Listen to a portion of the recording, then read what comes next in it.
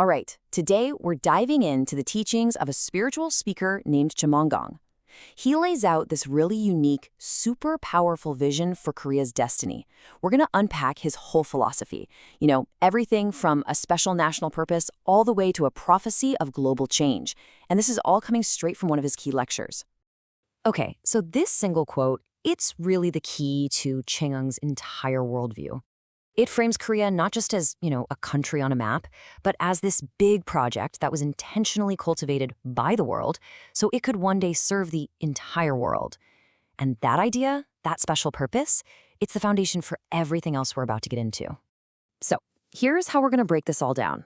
First, we'll look at this idea of a special destiny. Then we'll get into something called the Hongik Ingan path. After that, we've got a daily practice called the 4 questions, followed by spiritual training, and we'll wrap up with this really fascinating prophecy about a 2026 turning point. All right, first up, a special destiny. Let's dig into what he says Korea's purpose in the world really is. So at the very heart of this teaching is a pretty huge claim that the Korean people are, and I'm quoting here, heavenly descendants. The whole idea is that they've been intentionally prepared over centuries, almost like they've been trained, for a very specific global mission. But here's the twist. This special status isn't just a privilege. It's a massive obligation. The teaching says that all of humanity has actually sacrificed to help nurture the Korean people. And because of that, there's this profound spiritual debt that absolutely has to be repaid. So the natural question is, how do you repay a debt like that? Well, the answer, according to Jamonggong, is something called the Hongik Ingan path. And what is that? It's all about living a life for all humanity. Okay, so Hongik Ingan is the central concept here. It literally translates to a person who lives to benefit all humankind. But in this teaching, it goes way deeper than just, being a good person. It's really a call to action, a call to become a spiritual leader for the entire world. Okay, so how do you actually practice this? How do you put it into action? Well, the teaching lays out a daily exercise specifically for leaders, and it's called the 4 questions. So the practice is basically a daily ritual of asking yourself these 4 questions. And you'll notice how it's structured, right? It starts small with your immediate community, your neighbors, and then it just expands outward to society, the country, and finally all of humanity. It's a really deliberate method for constantly reorienting your mind towards service.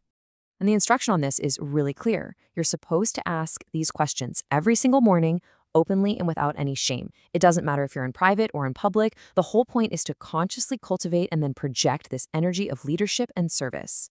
Now, this path isn't just a mental exercise, it's physical too. The teaching makes a direct connection between spiritual development and Taekwondo, framing it as an absolutely essential part of your spiritual training. And the key here is a really sharp distinction. On one hand, you've got regular Taekwondo, which is seen as a sport or martial art. But then you have what's called Hongik Taekwondo, and that's framed as spiritual training. So what's the secret sauce? What's the ingredient that transforms it? It's 인성교육, which basically means character education. And look, this isn't just some casual suggestion like, hey, maybe you should try Taekwondo. Nope. The teaching sets a very specific, tangible goal. You need to achieve a 3rd Dan black belt. And just to give you some context, that's a master level rank. We're talking years and years of deep commitment and discipline to get there. Okay, so finally, all of this personal practice, the mental questions, the physical training, it's all building towards a prophecy of immense change, the 2026 turning point. And the lecture gets really, really specific here. It actually identifies the year 2026, which is the year of the red horse in the zodiac, as the critical moment. It's meant to be the focal point for all the preparation that has come before. So you can really see a clear story arc here, right?